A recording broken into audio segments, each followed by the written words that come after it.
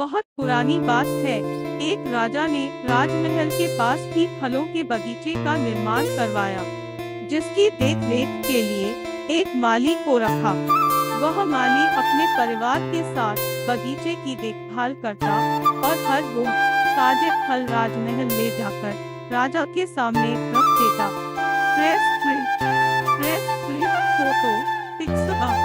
एक दिन माली ने देखा अमरूद, अंगूर, बेर और नारियल पक कर तैयार हो रहे हैं। माली सोच में पड़ गया कि आज महाराज को कौन सा फल खाने के लिए ले जाना चाहिए।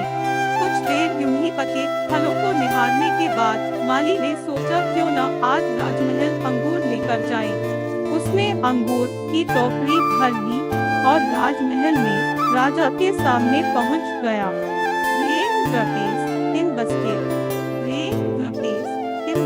Photo pics. राजा अपने किसी निजी विचारों में खोया हुआ था। माली ने रोज की तरह टोकरी ले जाकर राजा के सामने रख दी और पलटकर कुछ दूर जा बैठा। ख्यालों में ही राजा टोकरी से एक अंगूर उठाकर अपने मुंह में डालता और दूसरा सामने बैठे माली की ओर फेंकता, जो सीधे जाकर माली के माथे पर लगता। जब भी अंगूर माली के माथे पर लगता तो माली के मुंह से कुछ शब्द निकलते, ईश्वर बड़ा ही दयालु है। हर बार राजा और जोर से फेंकता माली फिर कहता, ईश्वर बड़ा ही दयालु है।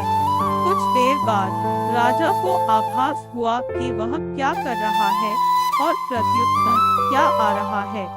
राजा अपनी वास्तविक मुद्रा में बैठ गया और माली से पूछने लगा, मैं तुम्हें बार बार अंगूर मार रहा था और फिर भी तुम यही करने जा रहे थे, ईश्वर बड़ा ही दयालु है, क्यों?